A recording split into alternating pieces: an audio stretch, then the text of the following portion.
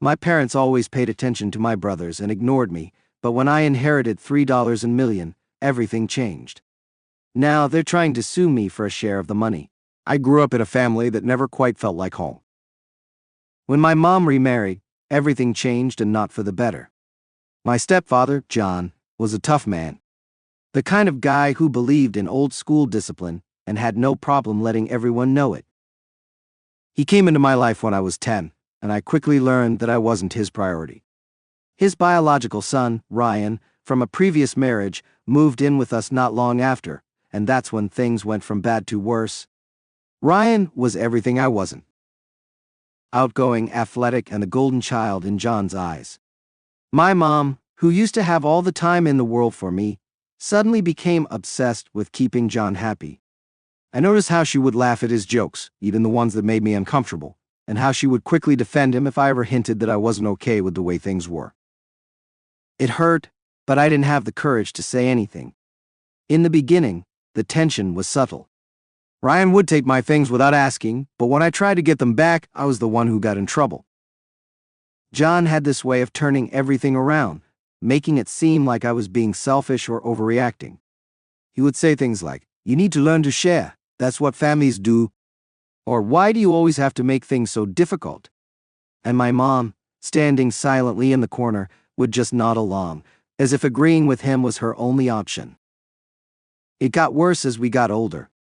Ryan was given privileges that I could only dream of. When we both turned 16, John bought him a car, nothing fancy, but still a car, while I was told to save up for my own if I wanted one. "Life isn't fair," John would say, whenever I asked why things were different for Ryan. And if I ever complained too loudly, I was accused of being ungrateful.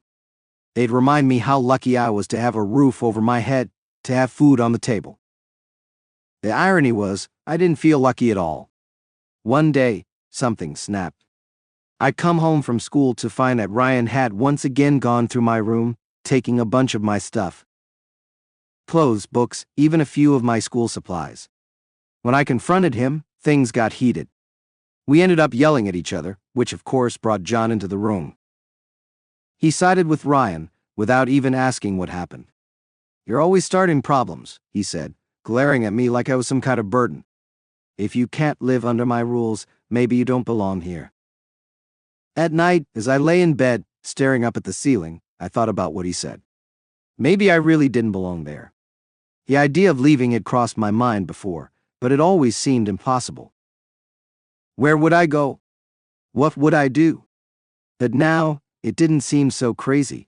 I didn't belong in that house, not with them. For the next few months, the tension only got worse. John became more critical, and my mom seemed to grow more distant. Every day felt like walking on eggshells. The smallest mistake, for example, forgetting to take out the trash, not cleaning up fast enough after dinner, would result in lectures that seemed to last forever. I could feel the resentment building inside me, but I wasn't sure how to act on it. One day, after yet another argument where John blamed me for something I didn't even do, I made up my mind. I was done. I couldn't keep living like this. The constant belittling, the favoritism, the feeling that I was never good enough. It had to end. I started looking for a way out. At first, it was just a dream. I'd scroll through apartment listings online, imagining what it would be like to have my own place, where no one could tell me what to do or make me feel like I didn't matter. I even started saving money for my part-time job at the local grocery store. Every dollar I put away felt like a small step towards freedom. Then, one afternoon, I stumbled upon an apartment that was actually within my budget. It wasn't much, just a small studio on the edge of town, but it was enough. I filled out the application that night, heart racing the whole time. A week later, I got the call. I had been approved. Telling my mom was the hardest part. I waited until John and Ryan were out of the house, hoping that maybe if it was just the two of us, she would understand. But as soon as I told her I was moving out, the look on her face said it all. She wasn't happy. "You're leaving?" she asked, like the thought had never even occurred to her. "Where are you going to go? How are you going to afford it?" I tried to explain that I had been saving up, that I had already found a place, but she didn't want to hear it. She kept saying things like, "You're making a mistake. and this is just going to upset John. And there it was, the real reason she was upset. She didn't care about me leaving. She cared about how it would affect her life, her marriage. When John found out, he didn't even try to hide his anger. "So, you think you're too good for us?" he sneered. "Go ahead then. Let's see how long you last out there on your own." I left 2 weeks later, on a rainy Saturday morning. No one came to see me off. I packed up everything I owned into a couple of garbage bags and an old duffel, loaded it into my car, the one I had finally managed to buy on my own, and drove away without looking back. The first few months in my new place were surreal. For the first time in my life, I didn't have to answer to anyone. No more John, no more Ryan, no more constantly feeling like I was in the way. I could come and go as I pleased, eat what I wanted, and just be myself without fear of judgment. It was liberating, but it was also terrifying. I hadn't realized how much I had come to rely on the structure of my old life, even if it had been toxic. Now everything was up to me. Rent, groceries, bills, it all fell on my shoulders. There were days when I wasn't sure if I had made the right choice. I missed having someone to talk to, even if it was just to complain. But I reminded myself that I was better off alone than stuck in that house, where I was constantly made to feel small. I threw myself into work, picking up extra shifts whenever I could. The apartment wasn't much, but it was mine, and I was determined to keep it. Slowly, I started building a new life. I made friends at work, started going out more, and for the first time in years I felt like I was in control of my own happiness.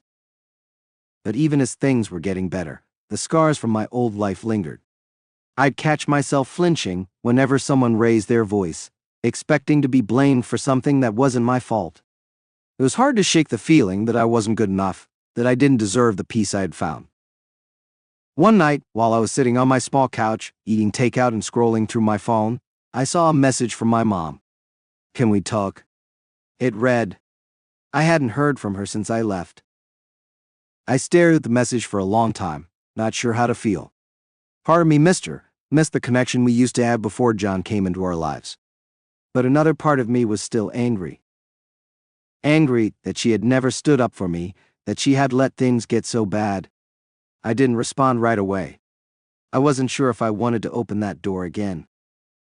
For now, I was content with the quiet, with the simple life I had built for myself. But the message stayed on my mind. A reminder that no matter how far I ran, the past was never really behind me. Life had finally settled into a comfortable rhythm. It had been a few years since I moved out of my mom and John's house, and I had managed to carve out a life for myself.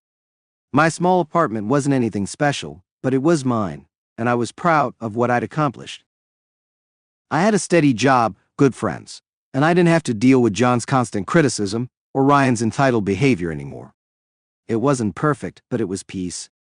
Then, out of nowhere, my life changed in a way I never could have imagined.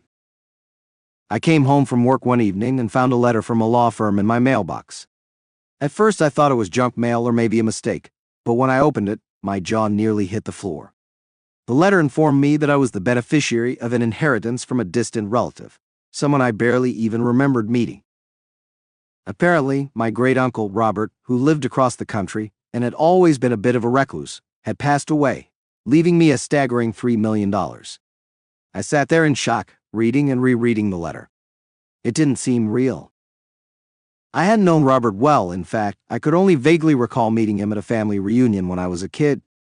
We hadn't stayed in touch, and I had no idea why he would leave me anything, let alone this massive amount of money. The letter mentioned something about him appreciating my independence and how I had struck out on my own. Apparently, he had followed my life from afar and admired the fact that I hadn't relied on anyone to make it. The next few days were a blur. I contacted the law firm, confirmed that it was all legitimate, and began the process of receiving the inheritance. It felt surreal, like something out of a movie. I went from scraping by to having more money than I knew what to do with, practically overnight. But as the reality of the situation sank in, so did the complications. Word about the inheritance spread faster than I could have imagined. I hadn't even told many people, just a couple of close friends. But somehow, it reached my family. That's when the call started. The first one came from my mom. I hadn't heard much from her since I moved out, aside from the occasional text or holiday greeting. But now, she was suddenly very interested in reconnecting. She called me one evening, her voice all sweetness and concern, asking how I was doing, telling me how much she missed me. I could tell something was off. My mom wasn't exactly the type to reach out like this unless she wanted something. After a few minutes of small talk, she finally brought it up. "I heard about Uncle Robert's inheritance," she said, her tone casual, but I could sense the weight behind her words. "Yeah," I replied, not really sure how to respond. "That's such a blessing," she continued. "You've been working so hard for so long, and now this. I'm so happy for you." I waited. I knew there was more coming. "You know," she added, "things have been a little tight for John and me lately. He's been out of work for a few months, and with the bills piling up, well, I was just thinking, maybe you could help us out a little?" There it was. I knew it was coming, but hearing it still stung. I hadn't spoken to John or Ryan in years, and now they wanted my money. I tried to explain that I wasn't even sure what I was going to do with the money yet, that I needed time to figure things out, but my mom wouldn't let it go. She started laying on me guilt, telling me how much they had sacrificed for me, how they had always been there for me when I needed them, which was a stretch, to say the least. When I didn't give in right away, she got defensive. "You're being selfish," she snapped. "You have more money than you could ever need, and we're struggling just to get by. Don't you think you owe us something after everything we've done for you?" I didn't know how to respond. I wasn't heartless, and part of me wanted to help, but I couldn't shake the feeling that they didn't really care about me, just my money. After a few minutes of tense back and forth, I told her I needed time to think about it and hung up. That was just the beginning. Over the next few days, the calls kept coming. My stepfather, John, called, sounding gruff and irritated, like he didn't even want to ask, but felt entitled to it anyway. "You know, we could really use some help with the mortgage," he grumbled. "It's the least you could do after everything we did for you growing up." Ryan reached out too. I hadn't spoken to him in years, but now he was suddenly trying to act like we were best friends. "Hey man," he said, his voice dripping with fake friendliness. "I heard about your big windfall." "That's awesome. I've been thinking about starting a business, and with just a little help from you, I could really get it off the ground." It was like the floodgates had opened. Relatives I hadn't heard from in years came out of the woodwork, all with some sob story about why they needed my help. Cousins, aunts, uncles, even people I barely knew were suddenly calling me, asking for a piece of the pie. At first I tried to be polite, to explain that I wasn't making any decisions yet, but it didn't take long for the requests to turn into demands. People who had never cared about me before were now treating me like I was some kind of walking ATM. It was overwhelming, and I started to feel like I was being suffocated by the pressure. Then things took an even uglier turn. One night I got a call from my cousin Jess. She and I had never been close. We were always too different. She was the party girl, always getting into trouble, while I was the one who kept my head down and worked hard. Still, I was surprised when she called, sounding frantic and desperate. "I need your help," she said, her voice shaking. "I am in trouble." I hesitated. "What kind of trouble?" "I owe some people money," she admitted. "Bad people. If I don't pay them back soon, they're going to. I don't know what they're going to do." I could hear the fear in her voice, and for a moment I felt a pang of sympathy. But then I remembered all the other calls, all the other people who had tried to manipulate me, and I couldn't help but wonder if this was just another scam to get my money. "I'm sorry, Jess," I said, "but I can't just give you money like that." She started crying, begging me to help her. She told me that I was her last hope, that if I didn't give her the money, something terrible would happen to her. I felt torn, but I had learned my lesson by now. People would say anything to get what they wanted, and I couldn't trust anyone, not even family. When I didn't give in, just got angry. She started screaming at me, calling me selfish and heartless. "You think you're better than the rest of us now, don't you?" she yelled. "You think just because you got lucky with this inheritance, you don't need your family anymore." I hung up shaken. I hadn't expected things to get this bad. It was one thing for my mom, John, and Ryan to ask for money. I'd half expected that, but for Jess to call with threats, It was too much.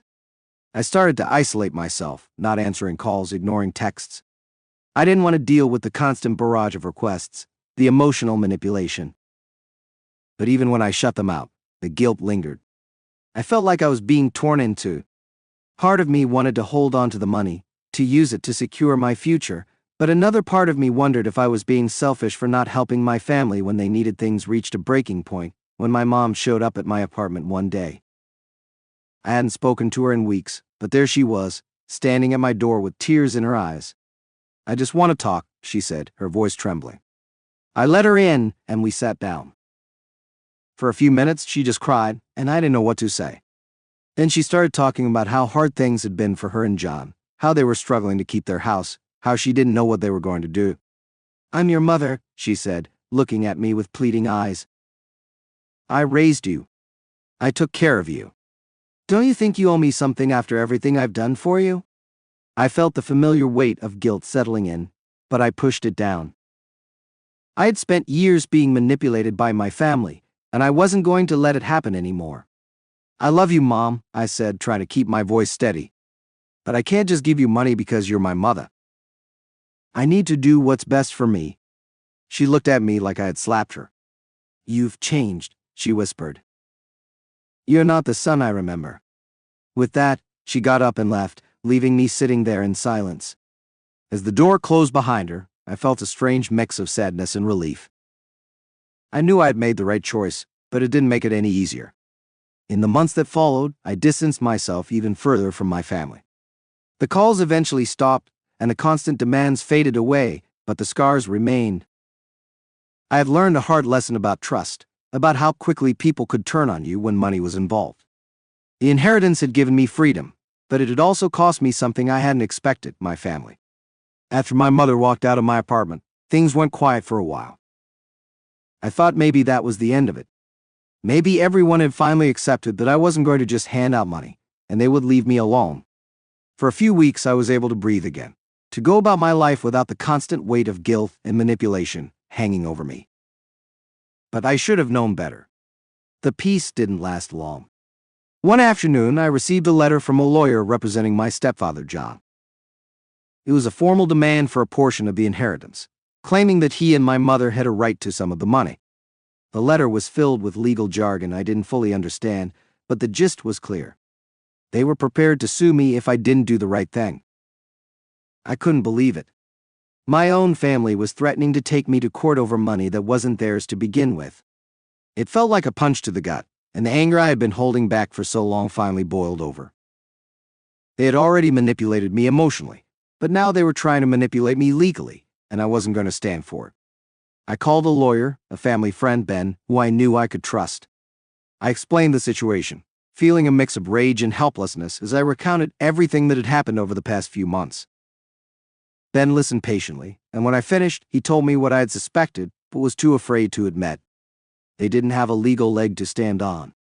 They can't just demand a portion of your inheritance because they want it, he explained. There's no legal precedent for that. If they file a lawsuit, we can fight it, and we'll win. Hearing that lifted a huge weight off my shoulders, but it didn't make the situation any less infuriating. The fact that my family was willing to go this far, to drag me through the mud for money, was something I couldn't wrap my head around. It felt like betrayal on the deepest level. True to their word, John and my mother went ahead and filed the lawsuit. They claimed that since they had supported me during my upbringing, they were entitled to some of the inheritance. It was laughable, really. I had left their house at 18 and never looked back, paying my own way ever since, but that didn't stop them from trying to spin the narrative in their favor. The lawsuit dragged on for months. It was stressful and exhausting, but Ben reassured me every step of the way that we were in the right. Still, the whole ordeal took a toll on me. The constant legal back and forth, the depositions, the endless paperwork, it was all consuming. And on top of that, I couldn't shake the bitterness I felt toward my family. They had taken something that should have been a blessing, my inheritance, and turned it into a nightmare. But then, something happened that changed everything. One afternoon, Ben called me with an update. He had done some digging into the lawsuit and discovered that there were irregularities in the way John and my mother had filed their claim. In fact, it turned out that their entire case was based on fraudulent documents.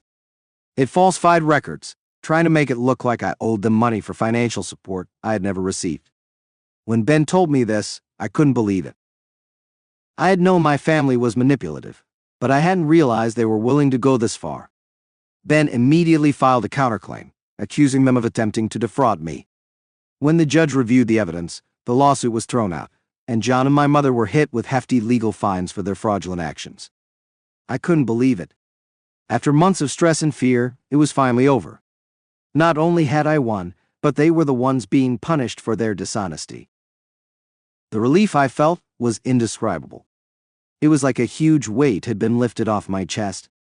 I'd spent so long feeling guilty, questioning whether I was doing the right thing by keeping the inheritance to myself, but now I knew without a doubt that I had been right all along.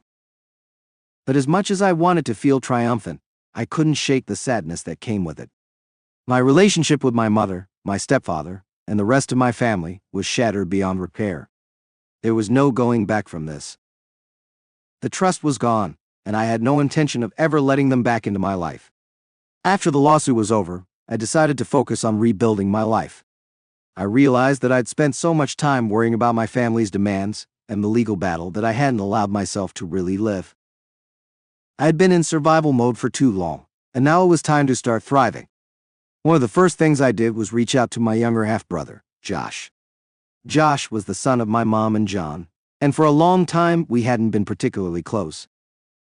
He had always been caught in the middle of the family drama, and I hadn't really known how to connect with him. But something about the lawsuit made me realize that I didn't want to lose every connection to my family. Josh and I started talking more, and I was surprised at how much we had in common. He had always been quieter, more introverted, and I realized that in a lot of ways he had been just as overlooked in the family as I had. He told me about how John had always favored Ryan, and how he had felt like he never really fit in. It was like hearing my own story, but from a different perspective. We started meeting up for coffee, talking about life, and slowly rebuilding our relationship. It wasn't easy, there was a lot of hurt on both sides, but I found that Josh was someone I could trust. He hadn't been involved in the lawsuit or the family's manipulation, and for that I was grateful. Over time, he became a true friend, not just a half-brother I barely knew. In addition to reconnecting with Josh, I found support in places I hadn't expected. My friends, who had stood by me through the legal battle, became my family in a way that my blood relatives never could. I leaned on them more than ever, realizing that family isn't just about who you're related to, it's about who shows up for you when things get tough.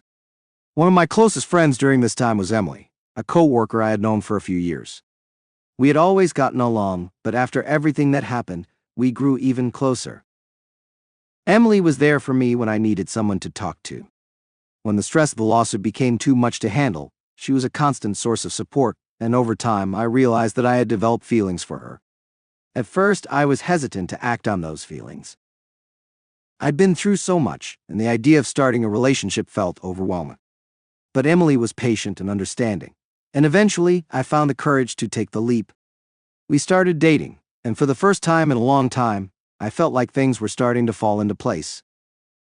With the lawsuit behind me, my relationship with Josh growing stronger, and Emily by my side, I began to rebuild my life. I finally felt like I was in control again. Like the chaos that had consumed my life for so long was starting to fade. Of course, it wasn't all smooth sailing. There were still moments of doubt, moments where the scars from the past threatened to pull me back into old patterns of guilt and anxiety. But I had learned something important. I didn't have to let my family's manipulation define me. I had the power to choose my own path, to surround myself with people who truly cared about me. In the end, the inheritance wasn't about the money. It was about learning to stand up for myself, to set boundaries, and to recognize my own worth. It had been a hard road, filled with more conflict and betrayal than I had ever expected, but it had also led me to the people who truly mattered, Josh, Emily, and my friends who had been there through it all. Life after the lawsuit wasn't perfect, but it was mine, and for the first time in a long time, that was enough. After the legal battle ended and my life regained a sense of normalcy, I settled into my new routine. My relationship with Josh continued to grow, and Emily and I became inseparable. For the first time in my life, I felt truly supported and understood by those around me. But just as I thought I had left the chaos behind, life had one more twist in store. One day, out of the blue, I received a message from a woman named Rebecca, claiming to be my half-sister. At first, I dismissed it as some kind of scam, but then she sent me a photo of an old letter that my father, the man I had never met, had written before he disappeared from my life when I was a baby. In the letter, he mentioned both me and her by name. I was stunned.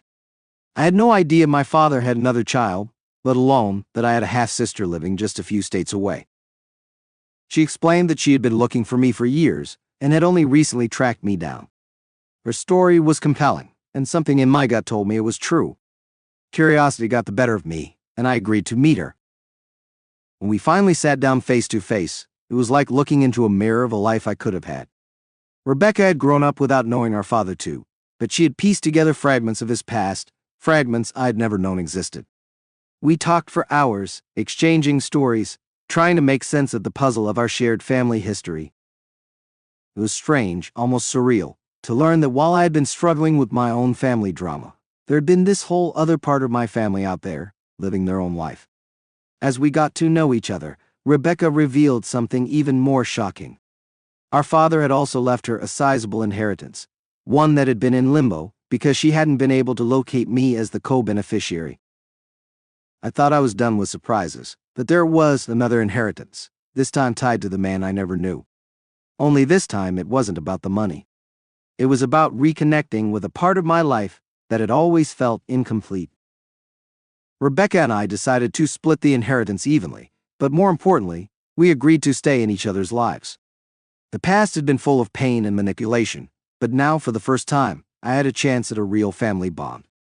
As the years went on, I found peace in knowing that family doesn't have to be defined by blood or by obligation.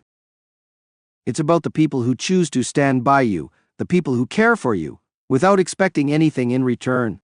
My life wasn't perfect, but it was full of genuine connections with Josh, Emily, and now Rebecca, and that was worth more than any amount of money could ever be. Life has a way of surprising you, just when you think you've figured it out, but this time I was ready for it. After putting the lawsuit behind me and rebuilding my life, I thought I was finally in control. Emily and I were stronger than ever, and my bond with Josh gave me the sense of family I had been missing for years. For a while, everything felt stable, but then, just when I thought my story had reached its calm conclusion, another surprise knocked on my door. Literally. It was a private investigator, an older man with a weary face, who claimed he had been hired to find me. At first I was skeptical, thinking this had something to do with my family, or another distant relative trying to dig into my inheritance, but what he told me changed everything. Apparently, during the lawsuit, John had dug deep into my background, hiring this investigator to find anything he could use against me, but in the process, the investigator discovered something else, something John hadn't even known. My father, the man who had left when I was a baby, hadn't simply disappeared. He had been living a few towns away for years under a new identity, hiding from debts and legal troubles. The investigator handed me a file with my father's new name, address, and a small note he had apparently written years ago but never sent. I've always watched from afar. I'm proud of who you've become. I didn't know how to feel. The man who had abandoned me was suddenly within reach. Should I confront him, demand answers, or let the past stay buried? Emily encouraged me to go, and after days of indecision, I made the trip. Standing in front of his small, run-down house, I almost turned back, but then the door opened, and there he was, older, frilier than I'd imagined, but undeniably my father. We sat in silence for a long time before he finally spoke. He told me about his regrets, his mistakes, and how he had watched me grow up from a distance, always too ashamed to reach out. It didn't erase the pain of abandonment, but somehow, hearing his side helped me let go of the anger I had carried for years. In the end, I didn't get the father I had always wished for, but I did get closure. I left his house knowing that I didn't need him to be complete anymore. I had already found my family and the people who truly cared about me. As I drove home, I realized something important. Life is messy and full of unexpected turns, but it's not about who you lose or what's taken from you. It's about the people you choose to keep close and the life you build for yourself, no matter the chaos. For the first time in a long while, I felt free.